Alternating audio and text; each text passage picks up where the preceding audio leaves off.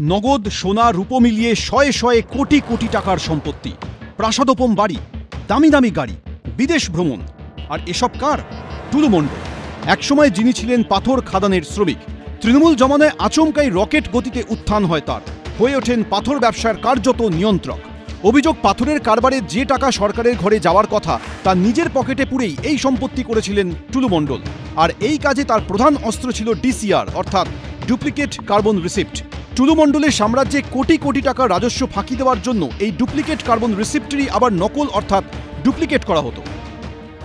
এই ডিসিআর গেটে নকল ডিসিআর আসতো, সেইটা ডিসিআর টাকা, সরকারি ডিসিআর তো অ্যাকচুয়ালি কাগজ থাকতো, সেখানে নকল ডিসিআর ব্যাপারে জানতেন না?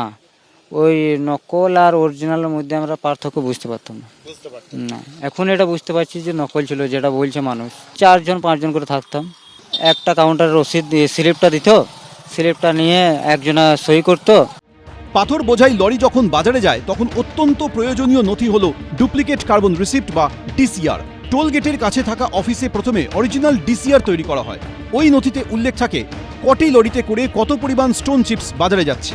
কিন্তু অভিযোগ, টুলু মণ্ডলের পাথর খাদানের ক্ষেত্রে রাজস্ব ফাঁকি দিতে আসল ডিসিআরে লরির সংখ্যা ও পাথরের পরিমাণ কম করে দেখানো হতো। পাশাপাশি ডুপ্লিকেট ডিসিআর তৈরি করতেন টুলু। দুটো ডিসিআর নিয়েই রওনা হতেন লরি চালক।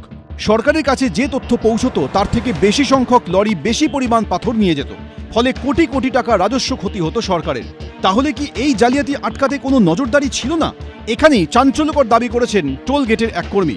তিনি বলছেন, অনেক সময় পুলিশও ডিসিআর চেক করত। টুলু মণ্ডলের একাধিক ডিসিআর গেট ছিল, সেই ডিসিআর গেটে একজন কর্মী আমার সঙ্গে রয়েছেন। যে গাড়ি মালিক ফাঁকি দিয়ে যে রোডে ধরা পড়লে তাকে ফাইন করা যাবে, তার সত্ত্বেও যে পুলিশ প্রশাসন তারাও চেক করতো মাঝে মাঝে। পুলিশ প্রশাসনে চেক করতো? হ্যাঁ, যে না। তাহলে কি ডিসিআর কারচুপিতে পুলিশেরও একাংশ জড়িত? সে কারণেই কি আঙুল ফুলে কলাগাছ হয়েছেন টুলু মণ্ডল? তদন্তগুলো হয়নি। টুলু মণ্ডল যদি এত বড় ব্যবসা করে থাকে তাহলে তার সোর্স কি, কিভাবে হলো, এটা তো একাধিক বিভিন্ন সব সংস্থা রয়েছে এগুলো মনিটর করার জন্য। ঘুরে ঘুরে শুধু তৃণমূলের 3-4টে নামকে টেনে এনে গল্প সাজিয়ে লাভ কি? সম্পূর্ণ প্রশাসনিক বিষয়। এ নিয়ে যা করবার পশ্চিমবঙ্গ রাজ্য সরকার করবে, এ নিয়ে আমাদের কোনো বক্তব্য নেই। এই সরকার আইন মেনে, আইনের পথে হেঁটে যদি কেউ অপরাধ করে থাকেন তাকে শাস্তি দেবে। ইতিমধ্যেই সামনে এসেছে যে টুলু মণ্ডলের ছাপাখানাতেই তৈরি হতো ডিসিআর এর ডুপ্লিকেট কপি। টুলু মণ্ডলের সংস্থার এই কর্মীর অভিযোগ, নকল ডিসিআর কর্মকাণ্ড নিয়ে মুখ খুললে শুনতে হতো হুমকিও। কখনো বলেননি যে এই কাজ তো বেআইনি হচ্ছে? সে তো বলেছিলাম, তবে হুমকি দিয়েছিল, গাজার কেস দিয়ে দেবো। শনিবার গভীর রাতে ইফাজুল হক নামে টুলু মণ্ডলের এক আত্মীয়ের পূর্ব বর্ধমানের ঠিকানায় অভিযান চালায় মঙ্গলকোট থানা। ঘরের তালা ভেঙে ভিতরে ঢুকে চালানো হয় তল্লাশি। তবে ইফাজুলের হদিশ মেলেনি। ঘর থেকে একটি ট্রাঙ্ক, ট্রলি ব্যাগ উদ্ধার হলেও সেগুলো ছিল ফাঁকা। এইখানেই কিন্তু পুলিশকে আর সব থেকে বেশি ভাবাচ্ছে যে এই ধরনের বড় ট্যাঙ্ক, এই একটা ব্যাগ ইফাজুল নিয়ে এলো 3 দিন আগে তার মঙ্গলকোটের বাড়িতে, কিন্তু ব্যাগগুলো সম্পূর্ণ ফাঁকা।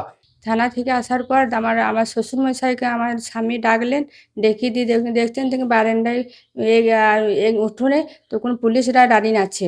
তারপরে আমার এই ইফাজুলের ঘরে খুলছিল, দিয়ে ওদের ছবি তুললো, ভিডিও ক্যামেরা করছিল।